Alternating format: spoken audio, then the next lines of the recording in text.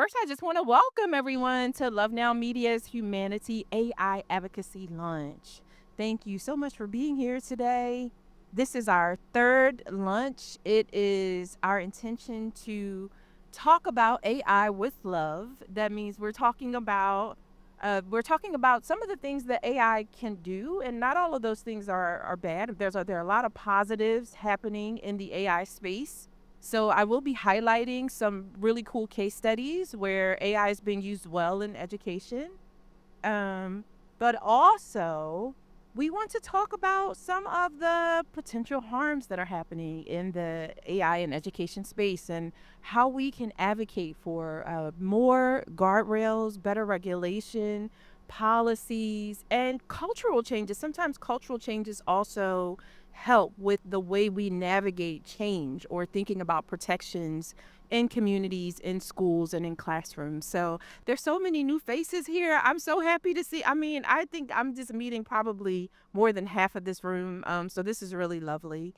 Thank you all for being here. Today we are going to have our two lovely featured speakers, Dr. James Braxton Peterson and Stephanie Humphrey, also known as Tech Life Steph. They will be joining us just to share some of their expertise. Again, this is lunch, right? I want y'all to feel good. I don't want people to feel weighed down. I want you to feel well fed, connected, and like something maybe just awakened.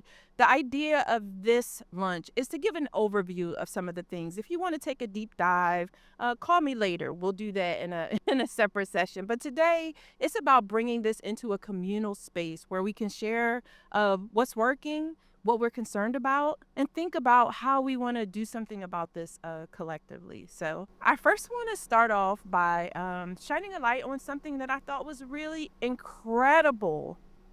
2 weeks ago, I had the opportunity to go to Vancouver, British Columbia, and there's a group there called the Ethos Lab. Actually, let me cut off my Samara Joy. There's a group there called Ethos Lab, and they held a big hackathon. So with that, I went to Vancouver, Canada, and saw this incredible group called Ethos Lab. Ethos Lab sent youth through a 7-week AI training. These are mostly Black and Indigenous youth. There were more than 200 young people from 8th grade to 12th grade who took these classes in AI to learn how to use it to build out analysis, how to use it to build strategy, how to prompt it for empathetic approaches to design.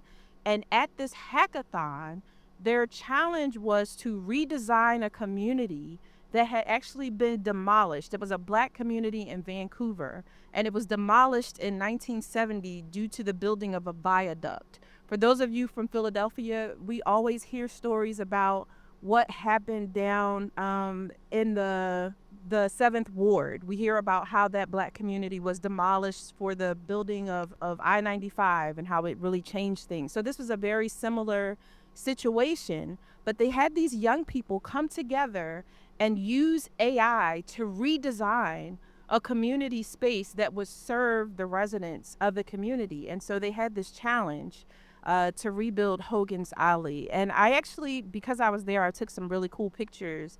And these are the winners. So these were the winners of the hackathon with over 200 kids, this team of young men. And I think I have just some other pictures and a video of their intro. Let's see if I can get this going, so you guys can hear the challenge and kind of how the whole thing went.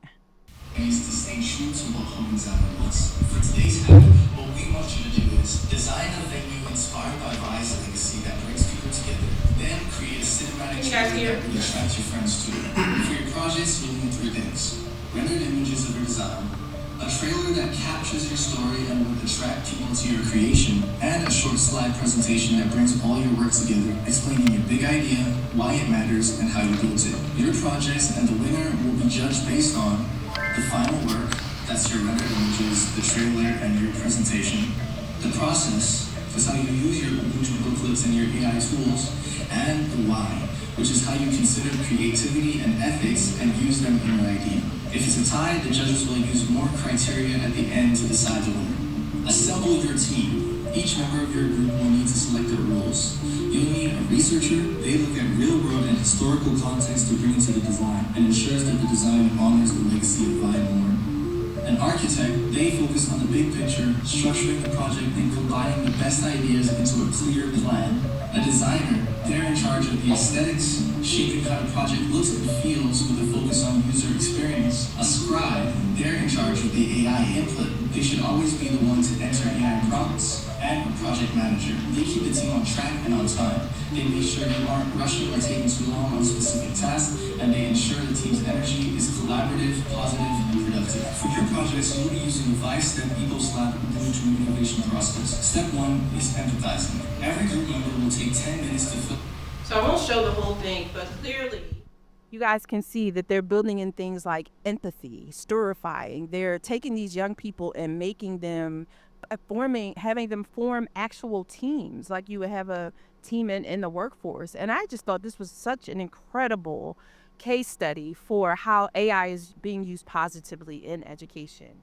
So just want to show a couple of how they gave them budgets and they had them discuss the environmental impact as a part of their project. So they would give them these moments. Hey, consider this. You have you can only use AI so much because we don't want to impact the environment beyond a certain amount of data tokens and things like that. And they also have real life hands-on things, so Legos and such. And so I just thought it was a really, really great case study to bring into this conversation today.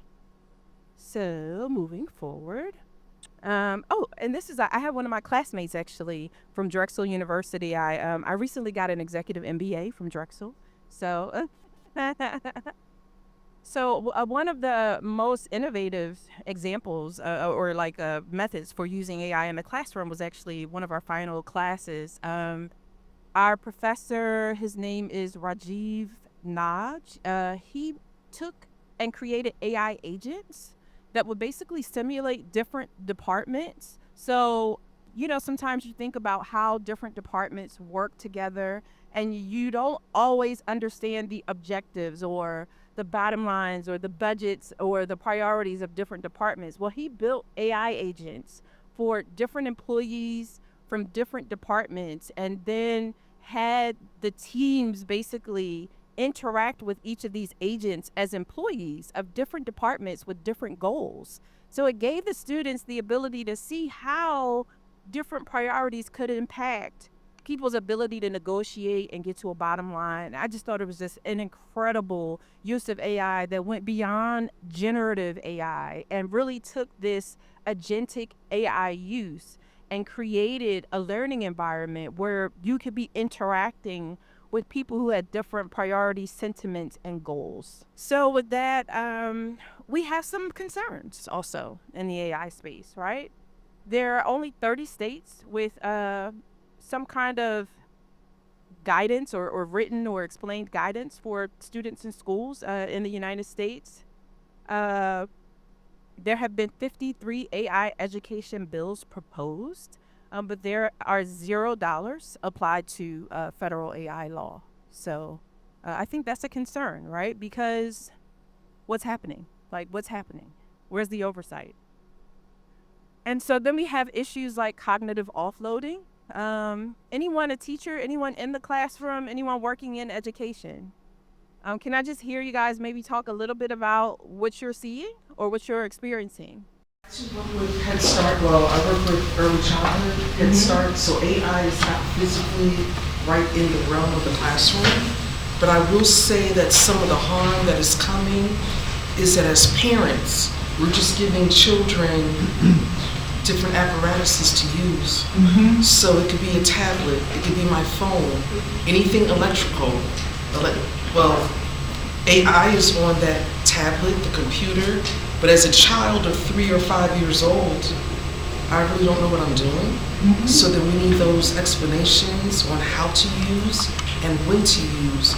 That I believe may be harming children of a younger age because we're inadequate Yeah. Meaning how to use, when to use, and why to use, versus it being a form of entertainment. Yeah, and so some of the findings are that it disrupts the theory of mind in early childhood education. It erodes critical thinking foundations. People have a hard time distinguishing AI from facts or like human faces and expressions. In middle school, there's heightened vulnerability to misinformation. Reasoning skills are undermined by a lot of shortcuts, and of course, in higher education grades are lacking resilience and problem solving because people are just using AI to do all of the papers and take the shortcuts and turn in whatever. There is also this data that came forward, and actually, I want to give a special thanks to Chris Wink of Technically, who first brought this to my attention. But he pointed out that there's also a disparity with screen time. Maybe 10 years ago, people who had more money used to have more access to technology, and that was considered the digital divide, right? But now, people with more money have more time to or more opportunities to enroll their children in real life activities, and they actually have less screen time than lower income children. So this means that lower income children are actually spending much more time on screens to keep themselves occupied or to learn, whereas children who have more access and opportunity are actually getting more FaceTime and more in-person activities. And so this is a really interesting thing to pay attention to. There's also bias in a lot of these AI tools. It was shown that when some professors or teachers asked AI to create a plan based on the student's demographic, it gave different educational plans based on what the AI thought. What if the student was like a Black or Latinx student, it gave it a plan that had like less goals, less opportunity. It predicted that certain students would fail just due to their demographic. So there is a lot of bias baked into the way the AI is trained because it's trained on data mostly from the internet, right? So if there's bias in that, then there is bias also in the AI. So here are some of the things that, and actually, I want to make sure that I uplift this beautiful deck was created by AI. This is a Claude. I also have given a report to some people in the room. I didn't want to use too much paper, especially when we're talking about the environment, but I can make copies if anyone else wants a copy of this paper. But it is a comprehensive report that was generated using Perplexity. I did give it a pretty advanced prompt where I gave it some very specific things to research. But have any of you used Perplexity? So if you've used Perplexity, you can ask it to generate a comprehensive report and kind of give it all of the topics you want it to cover. And it will search the internet and give the sources and actually create an executive summary and write a full report. You do have to check that report. I read that report over and over again. I pulled out a few things. If you are going to cite that report anywhere, I ask that you just triple check it on your own. But again, I can print copies and give it to folks. But very, very interesting information in that report. And then Claude was used to create this beautiful slideshow. So I gave it the report. I told it to prep me for the conversation today, and then I told it to prepare a PowerPoint presentation. Is anyone using Claude? Okay, great. So if anyone wants, more information on how to use any AI tool, that is something I'm available for after today. You can just contact me or we can talk after today. All right. So with that, I want to talk about these are some of the things we're advocating for. AI literacy as core curriculum. Love Down Media has been really committed to media literacy, but now with AI being what it is, AI literacy and media literacy go hand in hand. We want equity-centered access. Some of the premium tools the AI offers, they protect data, they protect things in a different way, they have more settings. But for people who don't have access to the money to pay for that, might there be some kind of an equity program where people can get access to more tools, especially in classrooms, so that they can be better protected? Student data privacy. Of course, students are putting in information, they're asking questions, right? We want to make sure that our students are protected or that there are at least guardrails for the students so that if they run into them, the AIs that they're using are directing them back to humans or adults or teachers or counselors or therapists. And then also, we want to make sure that we're empowering teachers. Teachers, the relationships between teachers and students is changing due to AI. A lot of young people and students feel safe with AI in ways that they might not feel with teachers. So they're not even going to teachers to ask certain questions. They're relying on AI. And we also, of course, want to make sure that there are some guardrails in place for developmental appropriateness. AI has the whole internet and knowledge to so many different knowledge of so many different topics, right? So when students are asking certain questions, I mean, we want to make sure that we have some technical guardrails in place to make sure that students aren't getting far too much information. And so with that, I would like to invite up our first guest, Dr. James Braxton Peterson. Yeah, so Dr. Peterson, would you like to introduce yourself and just tell everyone just about your journey as an educator? He's also a radio host at WURD. Yep. My name is James Peterson. What's up, Doc? How you doing, man? First of all, thank you for this, Josh. Thank you for organizing this and organizing the series. This is absolutely vital work, in my opinion, that has to happen right now. And we really need to understand that in terms of the Black and brown communities, in terms of communities that have different socioeconomic statuses, the lag, how there's always like a tech lag that impacts our communities. This is a lag that we can't afford, right? The paradigm shift is going to be so powerful and it's already so swift that we really have to figure out the ways that we can, the hacks, right, that we can sort of get in where we fit in with this. I've been an educator for a long time. Finished my PhD at Penn way back in 2003. I'm currently teaching at Delaware State University, and I host Evening Words on WRD every evening from 4 to 7 p.m. Shout out to Tech Life Steph. Her new show is awesome on Sunday mornings. Another radio host. Yeah, definitely check that out, especially for this conversation. Over the course of my decades in education, there have been a variety of paradigmatic shifts in how we deliver education, how we receive education.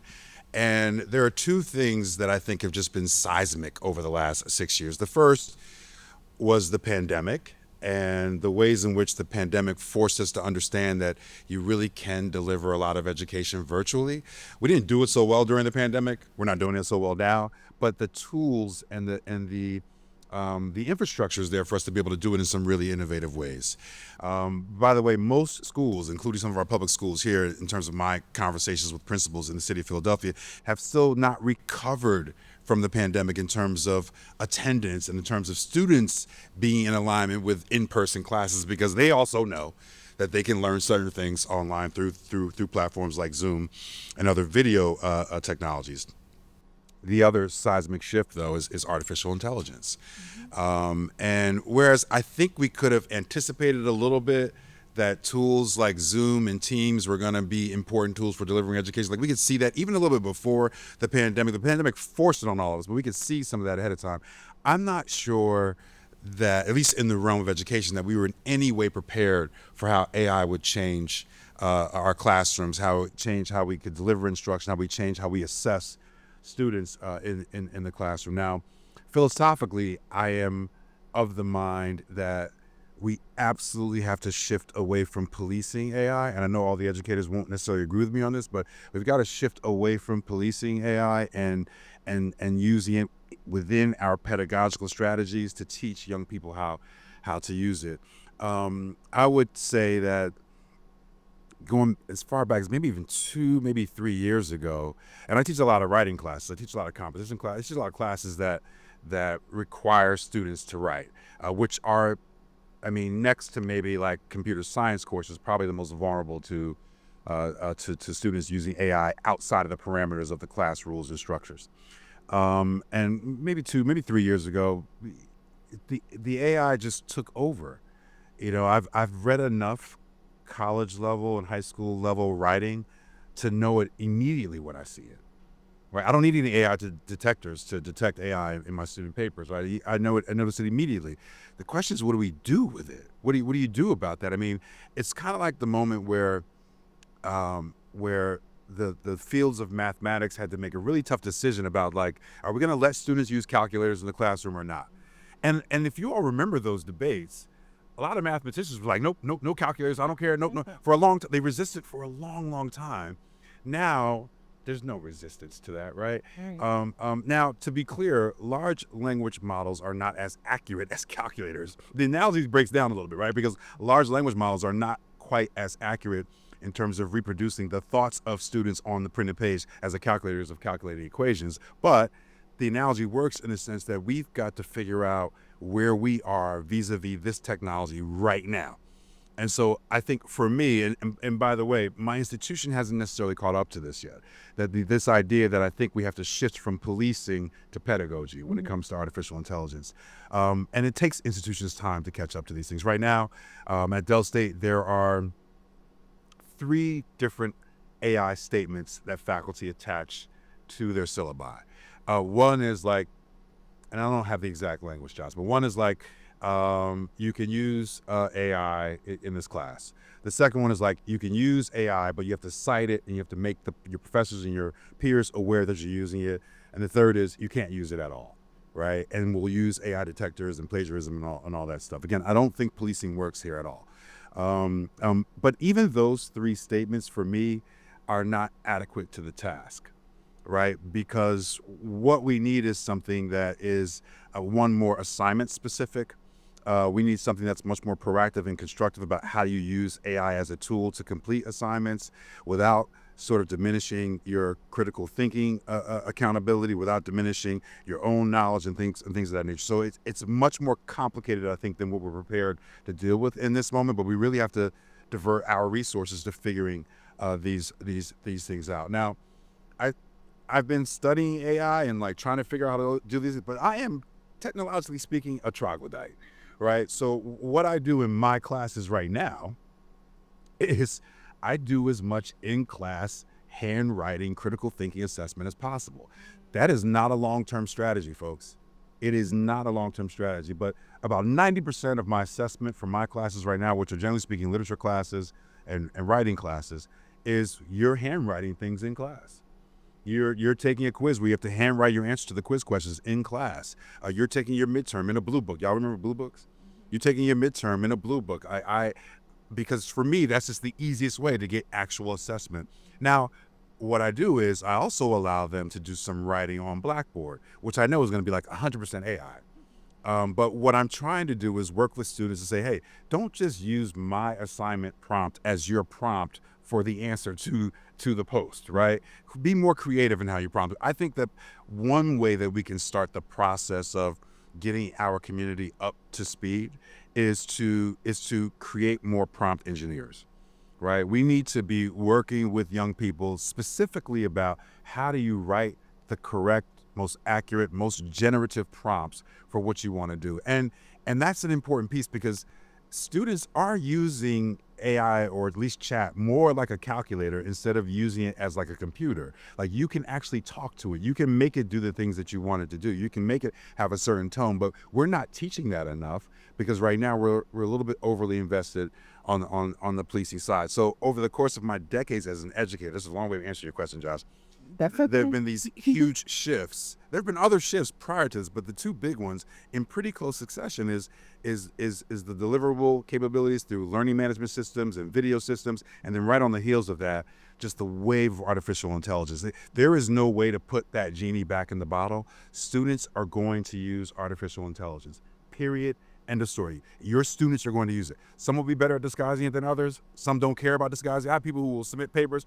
It'll have the chat GPT thing in it. It'll say this is generate. They don't care, right? They're just trying to get it done. Right. But we got to shift from policing to pedagogy. And I think one place that we would start is really two places. One is we need to create prompt engineers. We need to let them empower them to manipulate the tool in a way that is advantageous to them. And the other piece is And I actually think that's one of the things I would recommend. And so, I just want to say, like, one of the reasons I wanted to do this lunch is because I have been an AI coach for about 2.5 years. I've coached with Google News Initiative. I've coached with several news organizations throughout the country, and I've been invested in the AI space. But I realized people were beginning to see me as an AI evangelist. And I'm like, no, no, no. There are a lot of problems here, and I want to make sure that we talk about ways to like regulate these, or at least put guardrails in place. And one of the solutions, I think, to this issue you've raised is to encourage students to include their prompting strategy as a part of the paper. Right. You know, so if they're going to use AI, so for example, even in the Drexel case study that I use, we had these agents, but it was my goal as an AI person. I was like, I'm going to break these agents, right? So I figured out like how he coded all of the agents, and I was able to interrogate the agents and get all of this information. And that was a prompting strategy, right? And so I think as educators, if you learn the basics of prompting and you learn how to build the agents and create these environments where you're not necessarily depending on the large language model, the LLM as it's created, but you create smaller language model projects and custom agents, and some people would say custom GPTs. But for those of you who are on the social justice side of the AI world, y'all know OpenAI is the target of AI right now, so we're all using Claude. We can talk with I don't know. Yeah, so that's one of the things, and I'll take your question in one moment. But yes. Yeah, I also recommend everybody move to Claude. I mean, there are a lot of reasons why it's also a better. I think it's a better model. I think it's a better language model than Chat is right now. But I just want to highlight number one on your agenda, the AI literacy is core curriculum, because a lot of the things that I'm talking about make an assumption that we should not make, which is that educators are prepared and up to speed to be able to teach the use of AI. So we have got to, again, that shift, AI literacy is core curriculum. That's not K through 12. That's K through everything. It's got to be in the professional development space immediately so that we can get it into the classroom as soon as possible. And again, like I teach at an HBCU, we cannot afford the lag. I mean, I was in China last week. I was in China for about 12 days. And I was talking to educators there a lot about what their approach is to using AI. And again, I'm not one of these people like, oh, they always do it better than us. That's not what I'm saying here. They just have a different philosophical approach to it. It really is completely different than how we approach it, which is not only are they not interested in policing at all, right? They've already been training students how to use it, teaching students how to use it. And what they do is they have courses in AI and that are on the CSI side and the programming side, and courses in AI that are on like the humanities side of it. But then they bring those students together so that the students who are learning how to use it as a tool also learn how developers develop it, how the engineers are creating it. And so it's a very synergistic model for how they're going to use, implement, and develop artificial intelligence. And it's one that is just constructive and proactive, and I would argue more advanced than where we are in the U.S. right now. That is something. Well, Dr. Peterson, I want to thank you so much for joining us today. Dr. Peterson is the host of Evening Words on WURD 96.1 FM, 900 AM, wordradio.com, and is a professor at Delaware State University. Anything else you want to tell the people about how to find you or connect with you? Easy to find me on social, but you can hear me every night from 4 p.m. to 7 p.m. on WURD. Please tune in. And next, what is it, next Tuesday? Oh, next Tuesday, I'm going to be speaking in Harrisburg. So I don't know if you all are familiar with the PA Literacy Coalition, but I've been invested in various forms of literacy for a long time, as you know, Johnson. So traditional literacy is another important piece, directly related to this, by the way, where our community lags behind, where the city of Philadelphia lags behind. And you think about any social issue you care about. If you think about homelessness or houselessness, you think about criminal justice reform, you think about gun violence, anything, economic productivity. I can show you exactly how it goes back to literacy and literacy rates. Any of those social issues, how it goes back to literacy rates. And so we're at about 52% of functional literacy rates here in the city of Philadelphia. I know that sounds really crazy, but the nation is not so great at that as well. There are other cities that are lagging behind us, a little bit in front of us. And so I'm a part of a coalition that tries to raise these issues. We have an opportunity next Tuesday to get our legislator to put some money behind some of the great things that organizations like Read by Fourth have been doing and the PA Literacy Coalition have been doing. So I'm going there to bring my loud voice. I love that. To hopefully get our legislature to put some resources behind those efforts. Well, listen, after you come back from Harrisburg at around 4:20 when we talk on your show, can you tell me more about that? I will. I'll break it all down, but I can't wait to Okay, have thank Thank you. you so Thank you much. so much. With that, I want to first acknowledge our sponsors. We have a couple in the room. We have Tanya T. Morris of Mom Your Business, who is one of the sponsors of this event today. We also have Kelly Sheard from Women's Way, who is one of our sponsors of this event today. I want to also acknowledge the CIC and Hope Foy, who is our partner in presenting this work. We also have Rudy, who is the company of Brandon Hoff leads Rudy. It's responsible use of design intelligence. They are based in Ohio. He is a co-presenter of this program today. I also want to give a thank you to our other sponsors, HUMAN.AI.TY AI, who is also here with us today, Fun Times Magazine, Harkin, and I keep saying I'm not going to miss anyone else, but you all have the flyer. All of the sponsors are there. I just want to acknowledge all of those people. Thank you so much. And with that, I want to invite Stephanie Humphrey to join me.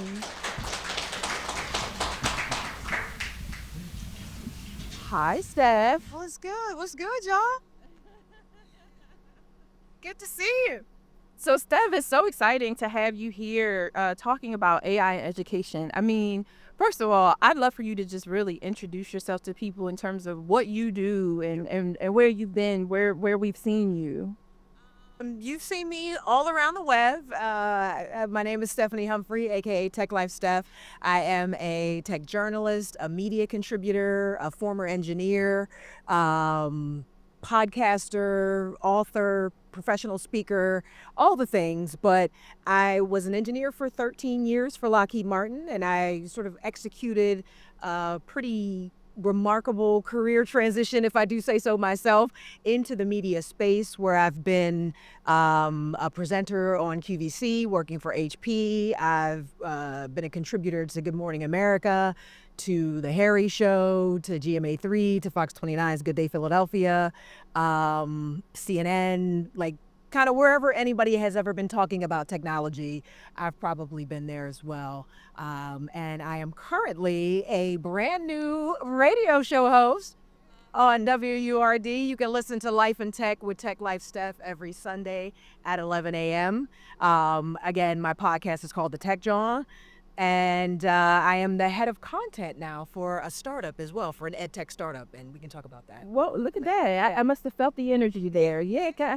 Well, it's so good to have you here, and you are someone who is always making sense of technology. Like, I go onto Instagram, and Steph has like the new gadget, the new idea, the new thing, and she's breaking it down for the people. So I'm wondering if you could just tell us what are some of the, some of the things that are going right in the AI education space, but also what are you seeing as some of the harms and the things that we need to be preparing ourselves for and protecting ourselves against? Woo. I mean, I absolutely understand AI as a tool that is going to be able to change the way we do things on this planet, honestly, not just in this country. And as an educational tool, I think it is a worthwhile endeavor, absolutely, with all the guardrails, with all of the considerations and things like that. But, I go straight to the harms. Because, in addition to all the things I just ran down in my intro, I also have a workshop called Till Death Do You Tweet. I've been talking to young people about digital citizenship for about 15 years now, and going across the country and understanding mindful and intentional, social media use, internet safety, all those different things. And that, I think, is where we're going to see a lot of the harm. We're already seeing young people killing themselves because they've made these unnatural connections to these chatbots.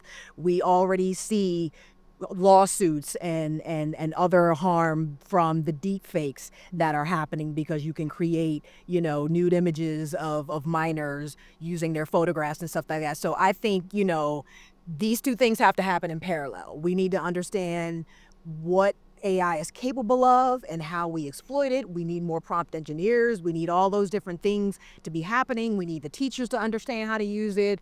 But, a bunch of things can be true at the same time. And we need these young people to understand, number one, that these things are not real. They are not your friend. But also that the technology can be used to do a lot of real harm to other people. So, are you seeing any cases or models for how to prevent some of these harms? Or It's tough because there are not a whole lot, in legislation right now. There are some things, but I know actually because there was just a situation at in the Radnor School District, Yes. like last week. Yes. And they are actually thinking about, because this is one of the bigger problems I think that school districts are having, is sort of regulating or policing the activity outside of school hours. And they actually convened a school board meeting. I didn't get a chance to go, but they are looking at what they can do to address things that happen outside of school hours, because those things spill over into school and they're just as harmful. So I wanted to just take a step back because this actually came up in our lunch last month, where we talked about the story in the Radnor School District where a young lady had been deepfaked and pornographied. And so this is a student, and they could not hold the technology company responsible.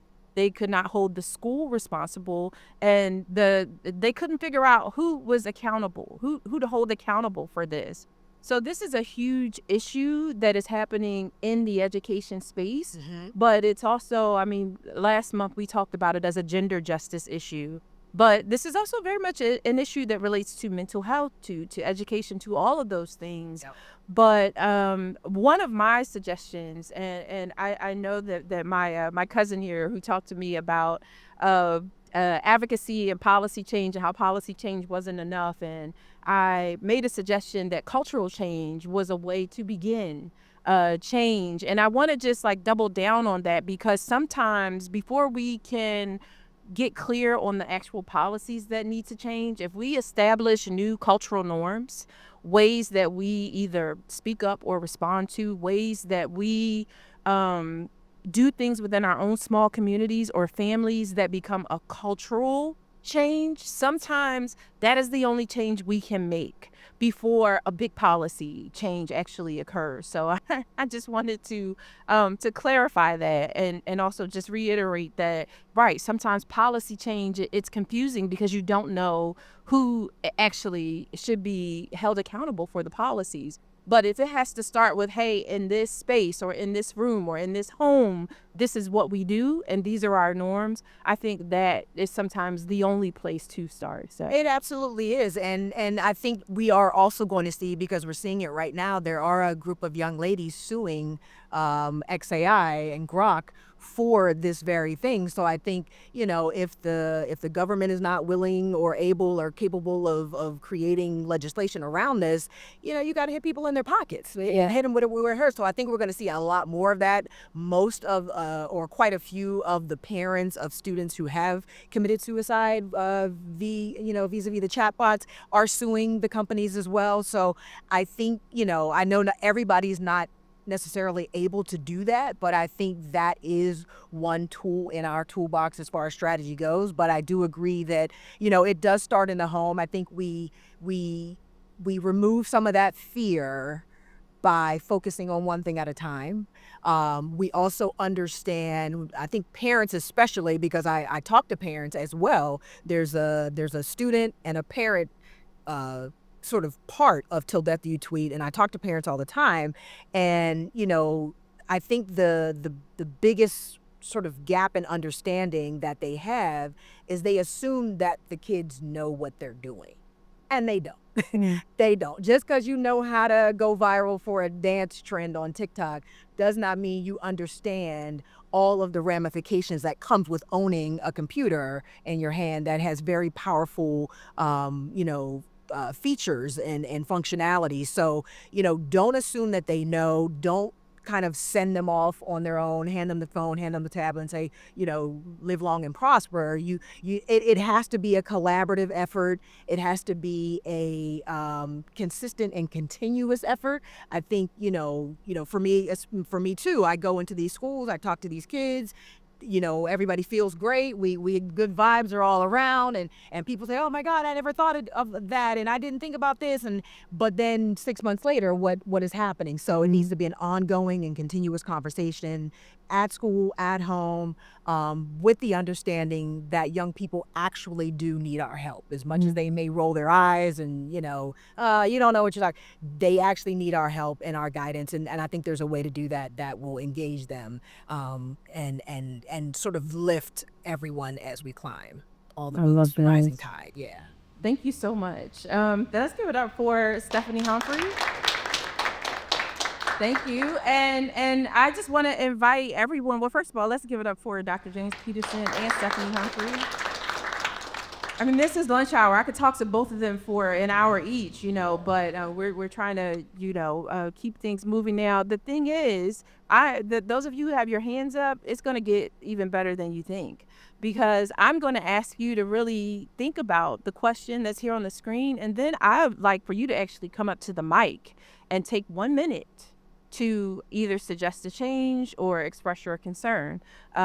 This is being recorded, so of course you must be comfortable being recorded to join me on the mic. But I would like to make the solutions and this conversation something that everyone in the room has an opportunity to weigh in on. So let's just take a minute. If you want to talk to somebody to discuss what changes should we advocate for? What's a policy change? What should parents do? And also, I could use you guys' help. What should Love Now Media be focused on? Like, what in this series? What else do you want us to cover? So let's just take 2 minutes, talk to the person next to you or someone else in the room, and then I'm going to ask some people to join me on the mic. Let me have this person. What is your name? Well, actually, can you come up first? And I got you. I know you're a regular, so I know you're gonna have some gems. You can sit with us right here. All right. So please tell us your name and what brought you here today. So my name is Cheryl Jones, also known as Poet CJ. Okay. And I am here simply because of the changes that we have to make.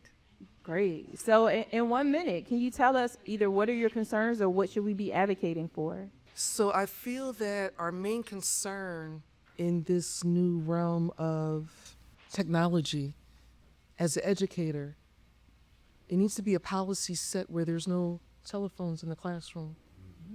As Ms. Jones's class goes down, students already know how I uphold my class, and they know that that can't happen.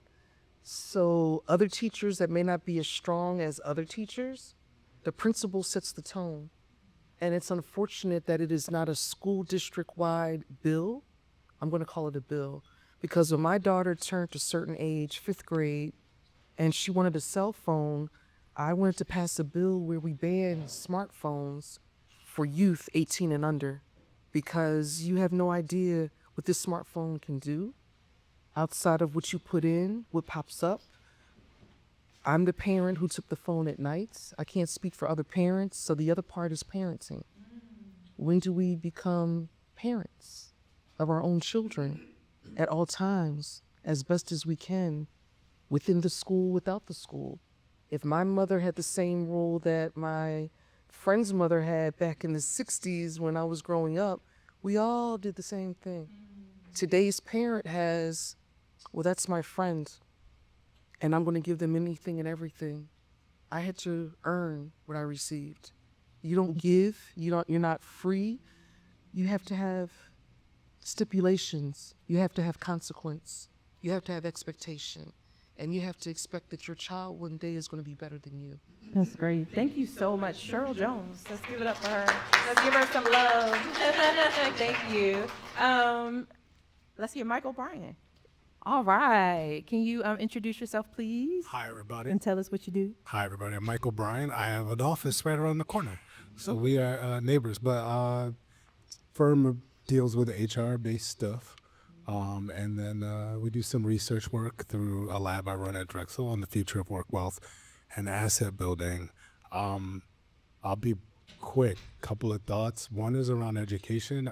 Khan Academy has a really cool program called Conmigo, which I think is at the edge of a lot of what we're actually naming as issues. They've been very thoughtful about designing against and for, with teachers in Newark, with the types of populations we're talking about having the literacy challenge. It does not obliterate the teacher from being a part of the journey. So there's a front-facing, if you will, part for the student, and it graduates with the student. Graduates to the wrong term here in education. It builds and grows with the student, but there's a part for the teacher. There's a back-end facing part for the teacher that legitimately is partnering and working with the teacher as well. And by default, you are enhancing the relationship that exists between teacher and student.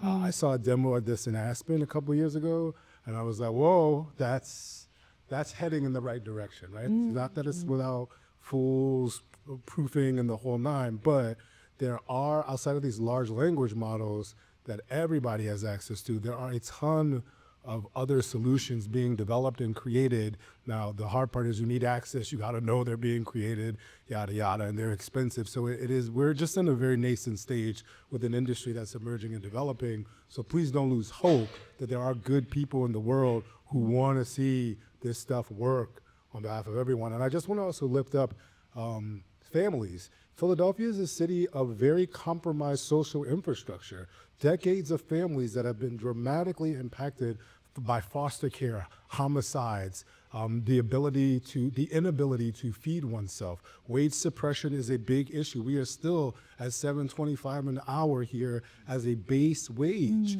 So a parent can work 60-hour weeks, love their children, and still not be able to show up. So, in the ways that we're all talking about. So what is our collective responsibility? Going back to the 60s, well, what are we all going to do about that? Because these babies, if you were 12 to 20 during the pandemic, you are now 18 to 26. And our lenses shift on people as they get older, and we expect them to just get it sometime, you know what I mean? So I just want to lift up, what are we going to do about all of that? Last piece to advocate for here. Oftentimes I find in society, when we do these like big historical digs, many of the solutions that will work for the masses were available, they were behind paywalls. Or they were only available to certain groups of people, and everyone else was segregated away from those options. I have never used a regular version of ChatGPT or Claude. From the beginning, I brought the business versions that are now called like enterprise versions. My stuff doesn't go back to the general pot. And I'm not talking to the general pot. So I have a very different experience with how I prompt and what I get back from it. That is the more I hear people talk, I'm like, oh, I'm so glad I did that 3 years ago, because now I have this intelligence built there that I can better work through so I don't get the behavioral reflection, the mirror of who we've been, because that's what that general pot is. It's segregating those students out, because that's what we believe about Black people. That's what eugenics has said. That's what all these things have done and codified. So that's what we're getting fed back to us. So we're gonna have to be conscious of all that. I just said more than a minute. That was $1 million minute. $1 million minute. Love it, Michael Bryan. Thank you so much. David, please. Hey. So I think that the truth is that when we look at the law, which is where we get down to the end of it, is that law is created because the good, who will be good anyway, are good, and those who are not going to be good need a punishment. And so we don't have a culture problem. We actually currently say it's wrong to rape. It is wrong to have little children who are naked. It is wrong to do these things. We know this. This is why we're having this conversation, because culturally, we don't have a problem. We have a problem because the United States Constitution says you have the right to freedom of speech. Number one, it says in the Fourth Amendment that you have policy surveillance. In the Fifth Amendment, it talks about evidence for self-incrimination. These things matter. If we don't change those things, no matter what cultural moment you have, no matter what law you create in the Pennsylvania State House, it will not supersede the federal law. And so it will get knocked down by the Supreme Court, who will say, it must fit within the First Amendment. It must fit within the Fourth Amendment. It must fit within the Fifth Amendment. So we are at a stop until companies like yours advocate for the federal government to examine the law, examine those amendments, and first make those changes before we waste our time in the Pennsylvania State House. Mm-hmm. There you go. Thank you. Thank you so much, David. Thank you. Oh, we got Steph. You want to come back? Yes, yes. Real quick. I love it. I think also, those of us with a platform have a responsibility as well. So, again, kudos to you for using yours for this type of conversation, because it's critically important. And that's exactly what, I try to do with my show, Life in Tech with Tech Life. I just wanted to come up real quick because this Sunday is actually the first episode in a series on AI basics, so if you just need that sort of foundational understanding, I think that's a big part of the problem as well. People have an idea in their mind of what AI is, and they've already made a decision about whether or not they can learn it, or it is for them or not for them, or whatever. And if you knew that it was just words and pattern matching, you'd be like, oh, okay, that makes a lot of sense. So we're really trying to, I believe that's my secret superpower, helping people understand complex technology topics in a very relatable way. So I just wanted to encourage everybody to, tune in and tell a friend Sunday at 11. But every Sunday we're talking about technology topics and how they relate to community. Because it's one thing to, say, hey, there's a new cool iPhone, but there's a whole nother thing to say, hey, Apple has 2 new learning modules that you can use to learn how to use your phone better, or Miss Roselle's doing an elder tech workshop on helping seniors learn how to use their Roselle. Let's say Miss Roselle was doing it. Sold her thing out too. So yeah, I think, when you have a platform, I think it's your responsibility, with great power comes great responsibility. It's your responsibility to Spider-Man. Spider-Man. To do what you can to help educate others. Thank you. Oh, let's take 2 more people. Anyone else want to share your concerns? Would you like to come to the mic and share your concern or your solution? Yes. Think about where all of this fear came from. And we have to think back to all of these movies back in the day that talked about artificial intelligence and artificial this. Oh, movies. Yeah, you remember? They were all about destruction, guys. Yeah.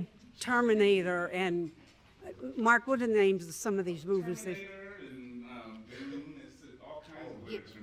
So those things built tremendous fear in people. And as I listen around this room, most of these folks here are pretty educated.